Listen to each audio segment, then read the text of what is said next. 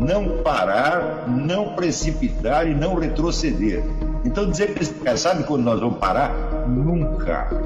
Nunca na sua porca vida. Né?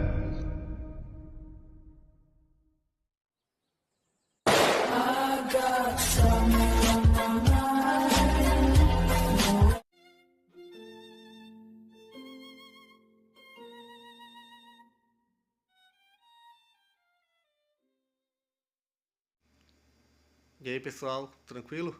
Então vem aqui antes do vídeo começar, pedir para vocês se inscreverem, quem não for inscrito, compartilhar, curtir, comentar. Quem puder seja membro do canal, que isso ajuda bastante. Tem também o link do Apoia-se.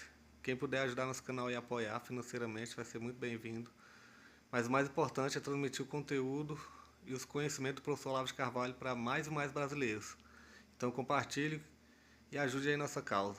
Muito obrigado a todos os membros, apoiadores do canal. Fico muito feliz. Tenho certeza que a gente está no caminho certo. Então fiquem com o vídeo e até mais. Valeu! Aqui, pergunta decisiva. Nelson Filho pergunta: por que os metacapitalistas podem ter interesse no socialismo? É por não terem mais que enfrentar a concorrência? Isso em parte, na verdade, vamos dizer, a motivação psicológica do metacapitalista é o desejo, vamos dizer, dele superar, uma vez que ele conquistou uma posição, vamos dizer, ótima dentro do sistema capitalista, ele não querer mais se submeter às regras do mercado e querer o controle. Essa é a motivação psicológica. Mas no conjunto, se você perguntar por que eles apoiam o socialismo, então, em primeiro lugar, eles entendem de economia, eles sabem que o regime de estatização total dos meios de produção é impossível e que quando o socialismo chega no seu máximo desenvolvimento, ele chega no regime chinês. É o seu socialismo é a bomba no qual é o governo e mais meia dúzia de grupos econômicos que são eles mesmos. Não vai passar disso. Então, isto é a forma da economia fascista. Então, só existem duas alternativas. Você tem a economia liberal clássica e tem a economia fascista. As duas funcionam. Isso é importante. Você não diz, essa economia estatizando não funciona. Eu digo, não funciona numa democracia, meu filho. Mas se você faz uma ditadura, começa a funcionar. O fascismo foi inventado para tirar do buraco países que estavam destruídos completamente, como a Itália, a Alemanha, a própria China. E a economia fascista funciona, só que ela só funciona na base da ditadura. É trabalho escravo, etc, etc. Então, veja, o Hayek, no livro Caminho da Servidão, ele não disse que a economia estatizante não funcionava. Ele disse que ela levava ao totalitarismo necessariamente, e ele tinha razão. Tá certo? Agora, se você não faz questão de liberdade, democracia, se você só se preocupa com o progresso econômico, então você pode aderir à economia fascista e você vai fazer exatamente o que os chineses estão fazendo, o que o PT está fazendo no Brasil. É só isso que eles fazem. Aí vai ser sempre o socialismo meia bomba. E os metacapitalistas só têm a ganhar com isso. Eles ficarão sempre no poder. Quer dizer, é um sistema oligárquico. Né? Não pode estatizar tudo, porque daí você acaba totalmente com o mercado e entra naquele negócio daquela objeção do Mises. Né? Se não tem mercado, as coisas não têm preço. Se não tem preço, não tem cálculo de preço. Se não tem cálculo de preço, acabou a economia planejada. Quer dizer, para planejar a economia, você tem que deixar uma certa liberdade de mercado, mas não para todo mundo, só para quem é amigo do governo, que é exatamente o sistema chinês, era o sistema italiano, era o sistema alemão. Então, esqueço, economia socialista não existe, só existem duas economias no mundo, capitalista e fascista, o resto é conversa.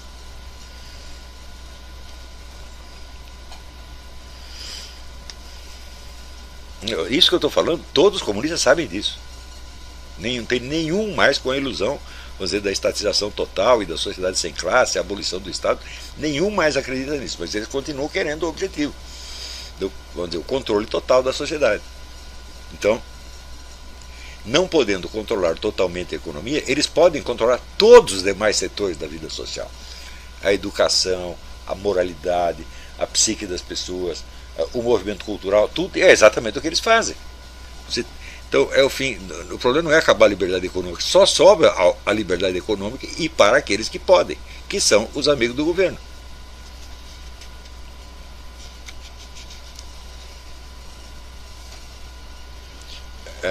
Arilson Costa Alves, de Quirinópolis, Goiás, pergunta: qual a perspectiva de movimentos tão recentes se impor sobre um movimento tão antigo como o comunismo, dado que quem está na luta há mais tempo vence?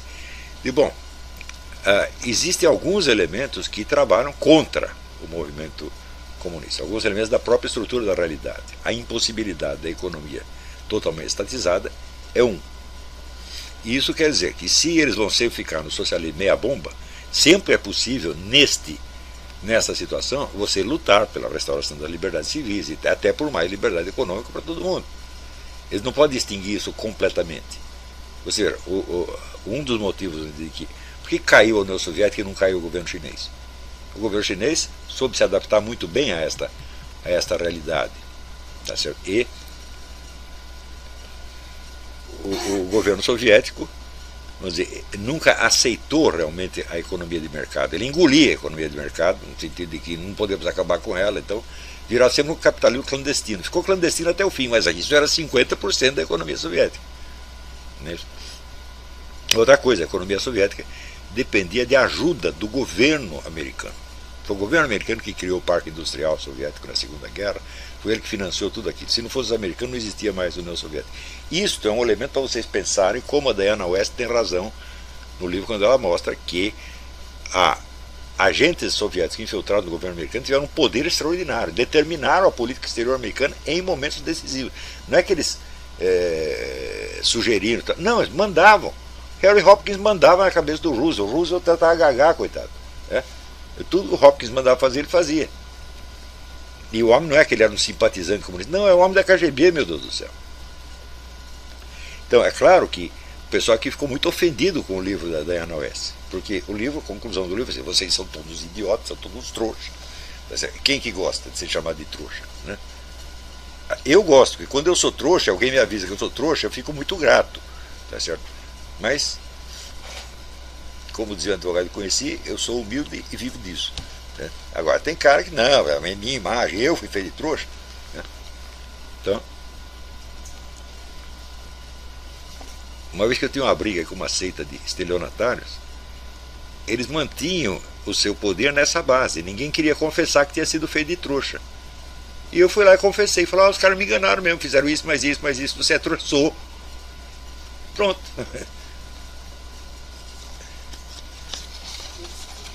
Alguém pergunta, Diego Rothschild pergunta, vereador tem potencial para iniciar alguma mudança? Mas meu, não precisa ser vereador, você pode ser presidente de um sindicato, pode ser diretor de uma escola. Porque, veja, esta luta ela não se trava no domínio do governo, do legislativo e do executivo. Não é aí, é na sociedade. Se eu estou dizendo que o fronte principal é o fronte cultural, tá certo? Então está dito aí, onde está o fronte cultural? Onde quer que alguém fale a língua portuguesa no Brasil, está lá. O fronte cultural é para lutar na escala pequena, gente. Por isso tem uns meninos que apareceram e disseram, nós vamos conquistar a UNE. Eu falei, isso é mais importante do que derrubar a Dilma. Se eu conquistar um sindicato, conquistar uma escola, uma igreja, uma redação de jornal, aí é que está a luta. A Dilma é um símbolo. Você vai tirar um símbolo e botar outro. Vamos dizer, o pessoal que só entende a política na dimensão oficial, executivo e legislativo, né? Então isso é oficialismo. Agora, os comunistas sabem que a política substantiva não está aí. É por isso que muitos deles concordam em tirar a Dilma. Falam, tudo bem, se quer impeachment, nós fazemos impeachment, não tem problema.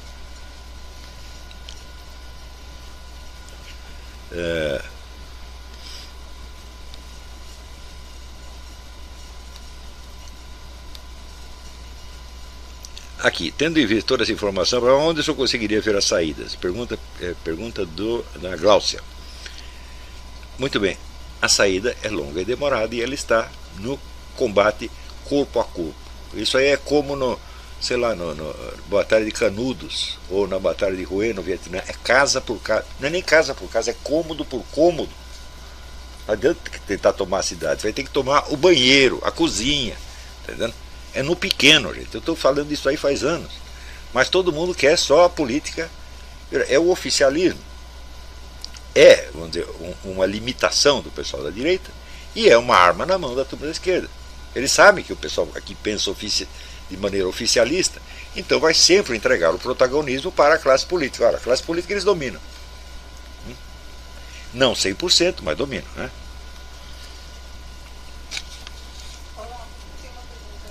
Tem uma pergunta aqui, mas fale bem alto.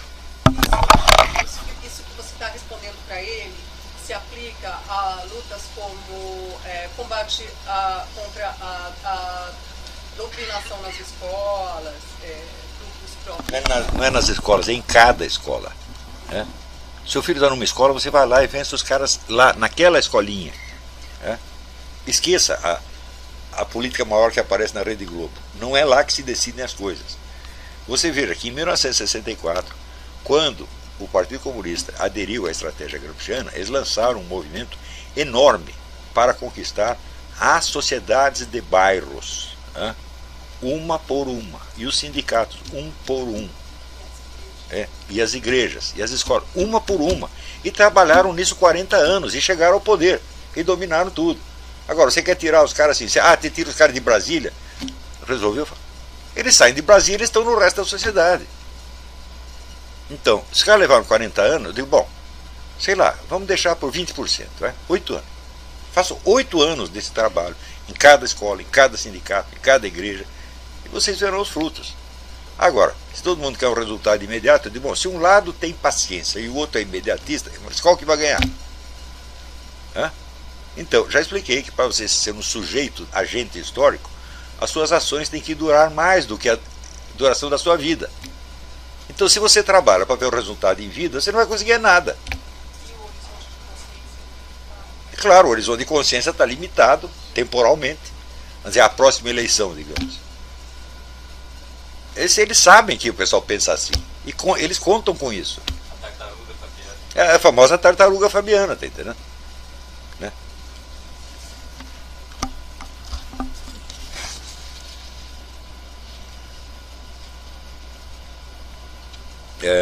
Rafael Mecaro. Obviamente a estratégia do movimento comunista é por poder, como o senhor já explicou. Porém, no longo prazo, eles esperam mesmo que o mundo se torne a utopia comunista de Marx? Sim e não. A utopia continua sendo uma espécie de cenoura de burro. Eles são atraídos nessa direção. Mas, por outro lado, os caras mais inteligentes sabem que isso não será realizado, que você vai parar no meio do caminho, que vai chegar na economia fascista chinesa. Isso é o máximo. Porém, isso para eles é muito bom, porque eles são contra a anarquia do mercado. Eles querem uma economia capitalista controlada, e controlada por eles. Eles acham que isso é bom, todos acham que é bom. Nós sabemos que não é, porque mesmo que tenha sucesso, tá certo? Os beneficiários do sucesso serão só os amigos do governo, como é na China. Na China você tem ali 5 cidades enormemente prósperas, o resto uma miséria desgraçada. Só que os miseráveis não tem como reclamar. Você vê algum movimento de rua chinês protestando contra a carestia, contra a inflação? Nada. Não tem nada, não tem sindicato, tem greve, não tem greve, meu Deus do céu. Então, vamos dizer, a economia controlada é reconfortante para todos que querem o controle. Não que eles queiram isso para ferrar com a humanidade. Não, essa noção eles não têm. Eles acham que isso é bom. Certo? Você veja, não tem um metacapitalista que não pense assim. Zuckerberg pensa assim, o homem da Apple pensava assim, George Soros pensa assim, Rockefeller pensa assim, todos eles pensam, tem que controlar, tem que botar ordem nessa coisa, e quem tem que botar ordem é nós. A pergunta é, por que você? O que você tem a mais que os outros seres humanos? Por que se você deixar a sociedade decidir por si, vai ser tudo uma anarquia? Ser conservador é isso, é deixar que a sociedade decida as coisas. Então, resguardar cada vez mais a margem de liberdade. Não é ampliar os direitos, gente. Porque se você transfere a coisa para a esfera dos direitos, um direito quer dizer uma obrigação imposta a terceiros. Tem alguém que vigie a aplicação dos direitos. Então tem que ter uma vara de justiça especializada, tem que ter burocracia, tem que ter mais. Então não se trata de direitos, trata-se de poder. Trata-se de preservar para a sociedade o poder de interferir, não o direito de interferir. O direito é o que está no papel, meu Deus. O direito é o instrumento do poder central, sempre. Então, você quer banheiros unissex? Quero, porque eu quero ter a liberdade. Mas você não vai ter a liberdade, você vai ter uma regulamentação. E essa regulamentação vai ser enormemente complicada. Cada vez que você vai entrar no banheiro, você tem que pensar 10 vezes, tem que consultar seu advogado. É isso que vai acontecer. Você não percebe que todas essas medidas, todas elas, seja a favor do que for, aumentam o controle governamental sobre a sociedade, sempre.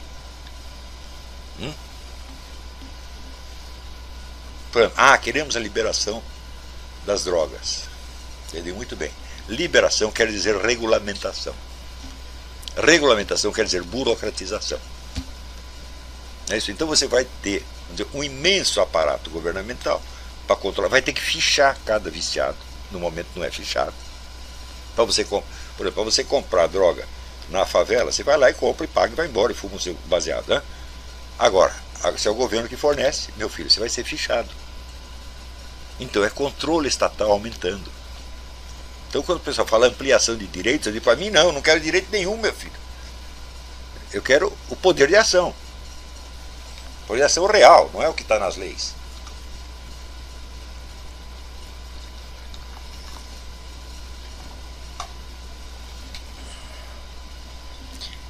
Alex pergunta, se Reinaldo Azevedo e Marco Antônio Vieira, que escreveram seus respectivos livros falando do governo, apontando diversas coisas irregulares do governo, como é que eles não sabem para quem trabalham? Eu digo, é muito simples. Eles entendem o para quem trabalham no sentido do contrato direto. Alguém que mandou eles fazer isso, pagou para fazer, até eles entendem. Mas a gente usa aqui a expressão para quem trabalha no sentido muito mais amplo. A corrente histórica a qual você está servindo. Aqueles que assistiram o COF, o curso online, se lembram das minhas aulas sobre as camadas da personalidade. Camadas da personalidade são etapas que você percorre no desenvolvimento da personalidade e que cada uma implica e absorve a anterior. E elas se definem por objetivos que você tem e, portanto, pelo seu círculo de consciência. Quando você nasce, a primeira coisa é você ter controle do seu próprio corpo. É disso que um bebê se ocupa. Não é isso? Por exemplo, quando ele começa mais ou menos a conseguir controlar o cocô dele, né? Em vez dele fazer na fralda, ele avisa, mãe, me leva ao banheiro. Tá, lá. Isso é uma grande conquista. Então a primeira camada é esta, o domínio do corpo. Né? O segundo domínio já é domínio sobre o corpo alheio e sobre os objetos em torno. Então, o desenvolvimento da força física, né? a afirmação física do sujeito. Terceiro, domínio da linguagem, onde ele aprende o intercâmbio, aprende a tentar dominar as pessoas, não na porrada, mas na conversa. E assim vai, pá. A maior parte das pessoas, vamos dizer, pessoas normais, adultas, chegam até a 7ª camada, que a gente chama de cidadania. É o sujeito que tem consciência da sociedade de Estado, seus direitos e deveres e sabe se mexer, se virar nisso aí. Isto é o máximo. Né? Para o sujeito chegar a conhecer a que corrente histórica ele está servindo, ele tem que chegar na 11ª camada. A 11ª camada é onde o indivíduo tem consciência do seu personagem histórico, por pequeno que seja.